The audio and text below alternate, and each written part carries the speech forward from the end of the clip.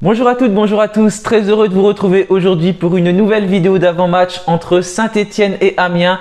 Il s'agit tout simplement de la 27e journée de Ligue 2, le championnat qui passe très vite et qui file, et ça file d'autant plus vite quand on a des bons résultats, quand ça se passe bien, quand on voit une équipe qui ressemble à ce qu'on voudrait voir. Saint-Étienne est actuellement sur une série de 5 matchs sans défaite, 4 victoires au mois de février, un match nul en mars contre Bordeaux.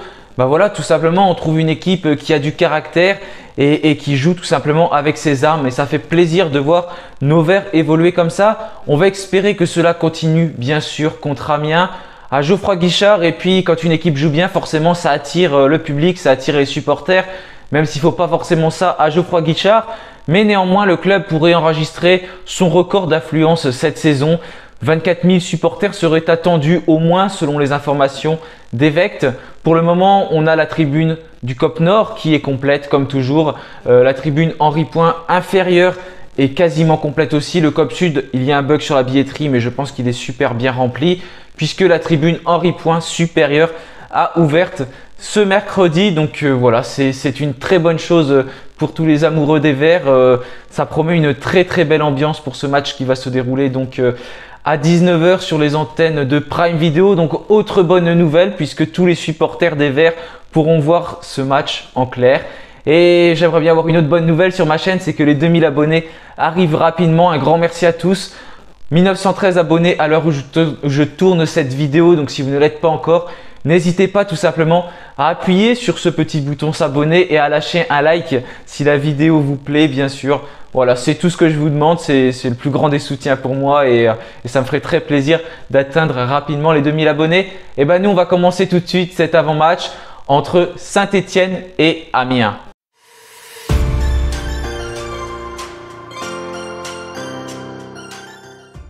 Voilà, Saint-Étienne-Amiens. Il y avait déjà eu un Amiens-Saint-Étienne en début de saison puisqu'on est sur la phase retour. Les Verts étaient mal classés mais s'étaient imposés au stade de la Licorne.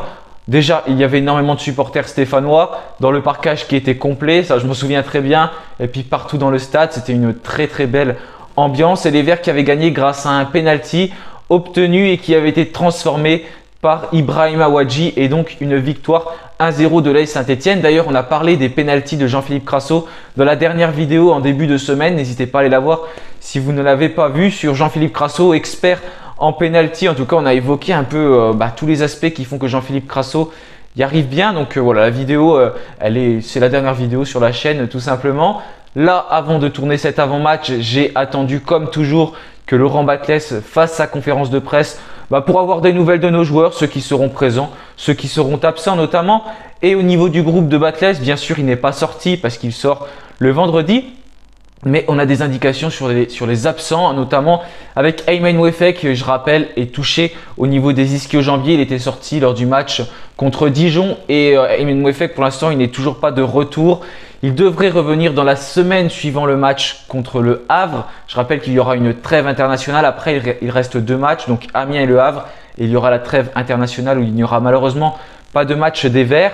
Donc on va attendre encore un peu pour Aymen Wefek. Concernant Gaëtan Charbonnier, voilà, sa saison est terminée. Pareil, il était sorti contre Dijon. Les ligaments croisés antérieurs du genou droit. Bonne nouvelle, on l'a quand même vu sur les photos d'entraînement, donc ça fait plaisir. Tout comme Aymen Wefek que l'on a vu d'ailleurs dans l'Inside Match Week que Saint-Étienne a sorti sur sa chaîne YouTube. Et sinon, au niveau des absents, il ne devrait potentiellement pas y en avoir d'autres. Mathieu Cafaro s'est entraîné normalement cette semaine. Je rappelle qu'il était touché au niveau de la crête iliaque, donc ça c'est au niveau du bassin. On a Anthony Briançon également qui avait notamment été touché contre Sochaux avec des points de suture. Et je crois qu'il a une entaille un peu entre les orteils, mais il devrait être là. D'après Laurent Batles, il n'y a pas de problème. Également Denis Sapia qui avait contracté un virus après le match contre Bordeaux. Denis Sapia devrait être présent également. Donc voilà, au niveau des absents du côté de Saint-Étienne, Wefek et Charbonnier. Sinon, potentiellement, on pourrait avoir un groupe complet pour Laurent Batles. Là, ce que j'ai réussi à faire, c'est aussi d'avoir les absents du côté d'Amiens, un peu comme du côté de Saint-Étienne. Déjà à Amiens, il y a beaucoup de joueurs qui sont incertains. Jérémy Gélin, notamment le défenseur, qui est absent depuis le 31 janvier et qui ne devrait pas être présent dans le groupe. On a également Mathis Lachuet qui est incertain. Les joueurs que j'ai mis à gauche, c'est les incertains. Donc Jérémy Gélin est incertain. Mathis Lachuet également, un milieu de terrain touché au niveau du ménisque. Donc ça, c'est dans le genou. Et qui pourrait progressivement revenir. Il a dû jouer avec la réserve si mes souvenirs sont bons de ce que j'ai lu et du coup il était touché depuis le 12 novembre, il pourrait réintégrer le groupe, donc c'est un joueur qui n'est pas forcément très en forme. On a également Gaël Kakuta, donc qui est un joueur très important dans le dispositif d'Amiens et qui est incertain aussi pour cette rencontre. Il a été blessé après leur dernier match contre Pau. Et au niveau des absents, qu'on est sûr qu'ils ne seront pas là, on a Matteo Xantip. Donc lui, c'est une reprise. Depuis le 27 février, il n'est pas présent. Janis Antiste, donc lui, c'est quelqu'un qui a été formé à Toulouse, un avant-centre. Il était à Sassuolo en début de saison. Il est arrivé au mercato hivernal à Amiens. Il a joué 2-3 matchs et finalement, c'est compliqué pour lui. Il n'est plus dans le groupe. J'ai pas réussi à trouver sa blessure, mais en tout cas, il est blessé. Il avait déjà joué, je crois, même pas un match complet en début de saison avec Sassuolo. Il avait joué même plus d'ailleurs en revenant à Amiens, 3 matchs à peu près. Et là, depuis quelques temps, il n'est plus dans le groupe. Ça doit faire environ un mois. Et on a Kassoum Ouattara. Donc ça, c'est un latéral gauche, un très jeune latéral gauche qui est absent depuis le 4 février et qui a joué également quelques minutes cette saison. Mais pour le moment, il n'est plus dans le groupe d'Amiens. Donc voilà pour les absents amiénois. On a également des joueurs sous menace du côté de Saint-Etienne. Nielsen Kounkou, en cas de nouveau carton jaune, serait suspendu. Pas pour le prochain match, du coup ce sera pas contre le Havre, mais pour après la trêve internationale. Tout comme Thomas Monconduit qui est sous menace en cas d'avertissement. On a Emmanuel Dacosta qui s'est pris un carton rouge contre Bordeaux après avoir entre guillemets un peu râlé sur l'arbitre. Apparemment Laurent Battès a dit que c'était pas très méchant pourtant, mais il est suspendu pour un match plus 2 avec sursis. Donc un sursis, tout simplement, ça s'applique si ça doit s'appliquer. C'est un match et après si jamais il recommence, par exemple, le sursis va tomber. Donc contre Amiens, il ne sera pas présent. Donc ça, c'est un peu dommage sur le banc. C'est bien d'avoir tout le staff également pour l'échauffement des joueurs, comme Laurent Battès l'a précisé. C'est toujours dommage de se priver de quelqu'un et Emmanuel Dacosta qui n'en est pas à sa première puisqu'il avait déjà reçu un carton rouge quand on avait perdu malheureusement terrible défaite 6-0 contre le Havre. Il avait reçu un carton rouge quand il avait revisionné les images, je crois d'ailleurs, du carton rouge qu'avait reçu Mathieu Cafaro. C'était n'importe quoi ce match avec tous les cartons rouges, 3-4 cartons rouges pour Saint-Etienne. Donc voilà, au niveau des joueurs sous menace et des suspendus, on va présenter cette équipe d'Amiens. Donc c'est une équipe qui a l'habitude de jouer dans un dispositif en 3-5-2, mais sur les 2 derniers matchs, notamment le dernier contre Pau et la victoire, ils ont changé un peu parce que ça allait pas très bien. Ils restaient sur 3 défaites consécutives, que ce soit contre Metz, contre Annecy également et contre Bordeaux. Du coup, le coach donc Philippe Eschberger a décidé de changer de dispositif et d'aligner un 4-1-4-1. Et contre Pau, ça a bien fonctionné puisqu'ils se sont imposés 1-0, ils n'ont pas fait des matchs horribles lors des dernières rencontres. Je vous invite à lire l'article qui a été fait sur Peuple Vert, d'ailleurs sur le coach d'Amiens qu'on a réussi à avoir au téléphone, donc c'était vraiment super.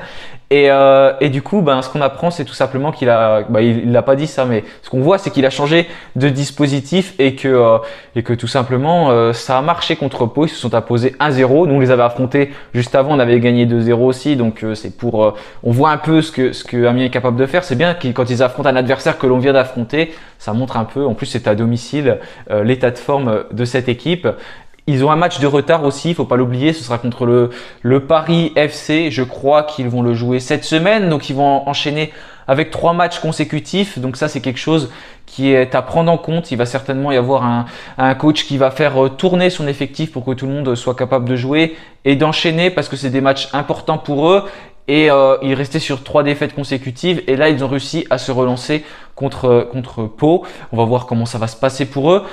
Du coup voilà, ils ont 36 points, nous on en a 31, ils ont un match de retard donc potentiellement 39. Bien sûr il faut gagner contre le Paris FC, ça ne sera pas simple pour eux, mais c'est un match de retard qu'ils ont. Comme d'habitude, je vous ai mis la composition qu'ils ont alignée lors du dernier match. Elle est sur l'écran juste à côté là. Et donc voilà pour cette équipe d'Amiens qui n'est pas la même bien sûr que celle qu'on a affrontée en début de saison parce qu'ils ont notamment changé de dispositif et puis on sait qu'une équipe évolue notamment avec les différents absents qu'ils ont et nous on a changé aussi, donc on peut pas vraiment se baser sur ce match bien sûr qui a été fait pour pronostiquer la rencontre de Saint-Étienne. Du côté de Saint-Étienne, nous ça va très bien, ça fait plaisir de dire ça, 4 victoires consécutives. Un nul à Bordeaux, ça n'a pas été simple, notamment en deuxième mi-temps. On a l'habitude, malheureusement, en deuxième mi-temps, d'être un peu plus en difficulté, mais on tient maintenant, et ça, c'est vraiment très bien. On a réussi à obtenir un penalty par Kader Bamba qui a fait une belle entrée, tout comme Lamine Fomba qui fait la passe avant que Kader Bamba s'écroule à l'entrée de la surface de réparation. J'ai revu les images. Il n'y a rien à dire, il y a penalty, la faute, elle est dans la surface, donc c'est très bien arbitré. Donc voilà, l'objectif est simple, s'imposer contre Amiens pour poursuivre cette série à Geoffroy Guichard, s'éloigner de la zone rouge. Il y a quand même nos concurrents qui sont un peu revenus pour le maintien puisque Dijon a gagné contre Grenoble, du coup ils sont à 5 points. Donc bien sûr le maintien n'est pas assuré, la menace est encore là, mais pour réussir à se maintenir, il va falloir aller chercher des points. Tout simplement, je pense qu'il ne faut pas regarder vers l'arrière. Quand on regarde vers l'arrière, c'est qu'on n'a pas d'ambition. Il faut regarder vers l'avant, c'est ce que je reproche à Saint-Étienne depuis pas mal de temps, depuis pas mal d'années maintenant. Ce qui se passe, pourquoi on n'avance pas aussi, c'est parce qu'on n'a pas d'ambition. Chaque année, on n'a pas vraiment d'ambition. C'est quoi l'ambition de cette année? C'est de faire un projet sur 2 ans, mais c'est quoi au final? C'est de se maintenir. Voilà, il faut toujours avoir de l'ambition. Donc là, pendant qu'on est sur une bonne série, il faut motiver les joueurs. Allez, on va chercher un top 10, un top 7, 8. Tant que ces places devant ne sont pas hors de portée, il faut se fixer cet objectif pour avoir un groupe compétiteur et qui a envie d'aller chercher des points. On voit que le groupe vit bien. Cette Inside Match Week, on nous montre ce que l'on veut sur la chaîne YouTube de Saint-Étienne, bien sûr. Mais on sent un groupe qui vit bien avec des points, avec des petits jeux qui sont faits là où il faut les payer une taxe de ping-pong pour ceux qui perdaient. C'était vraiment sympa, je trouvais, de voir ces images et ce groupe qui vivait bien. Laurent Batles, on l'a senti beaucoup plus détendu en conférence de presse. Tout comme Lamine Fomba, j'ai beaucoup aimé sa conférence de presse. Il a bien répondu aux journalistes. C'était vraiment, vraiment très bien. Même si je trouve que les questions, il n'y en a pas assez, que c'est un peu court. Ça dure que quelques minutes. Ce serait bien qu'on creuse un peu plus et qu'on pose plus de questions. Mais voilà, on sent un état d'esprit qui est retrouvé, un groupe qui vit bien. Bien sûr, il faut pas se leurrer. On va pas gagner tous les matchs jusqu'à la fin de la saison. Il va certainement y avoir des défaites aussi. Au bout d'un moment, cette série, elle va forcément, forcément pas forcément non plus, mais il y a des chances qu'elle s'arrête. Il y a plus de probabilités qu'elle s'arrête d'ailleurs que qu'elle continue jusqu'à la fin de la saison. Mais néanmoins, il ne faudra pas tout remettre en question. Il faut surfer sur cette vague, continuer. On va se déplacer au Havre la semaine prochaine. C'est un gros test. Le Havre, c'est le premier de Ligue 2, même si je trouve qu'ils sont moins bien en ce moment. Donc c'est peut-être le moment d'aller les chercher chez eux. Et voilà, il va falloir poursuivre contre Amiens. Et quand on continue comme ça de ramener des supporters, et puis on est tous heureux. Là, regardez, moi je suis le premier heureux à tourner mes vidéos. Je l'ai tourné avant, il n'y avait pas de problème parce que je suis à fond pour Saint-Étienne. Mais c'est dur quand même de parler de notre club qui est à la dérive. Et là, c'est pas le cas, c'est plus le cas. Donc ça fait vraiment plaisir. Donc maintenant, je vais évoquer ma composition pour la rencontre. Vous avez certainement vu contre Bordeaux, j'avais changé. J'étais passé sur un dispositif à 4 défenseurs. Là, je pense qu'il faut rester en 3-5-2. De toute façon, c'est ce que Laurent Batles va faire et c'est ce qu'il avait fait contre Bordeaux. Donc en fait, c'est simple. Je restais sur quasiment notre équipe actuelle, celle qui joue bien et qui marque des points. Donc rien ne va changer. Gauthier Larsonneur, bien sûr, au cage. D'ailleurs, ça va être son 100e match en Ligue 2, pas sous le maillot vert, mais son 100e match en Ligue 2 à Gauthier Larsonneur lors de la rencontre contre Amiens.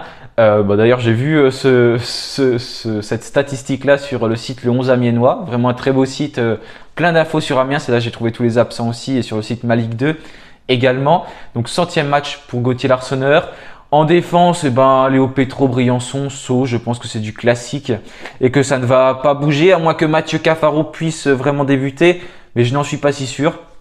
Après, Apia avait un virus aussi, donc je sais pas, il s'était reposé lors de la séance, comme je vous l'ai dit d'aujourd'hui. Donc je pense qu'on aura cette défense avec Sceaux, à moins que Apia prenne par exemple la place de Sceaux, mais c'est dur de sortir Sceaux quand même, je trouve, et que Mathieu Cafaro reprenne la place d'Apia comme avant qu'il se blesse. On verra, mais à mon avis, il y aura peut-être un coaching durant le match où Mathieu Cafaro va rentrer.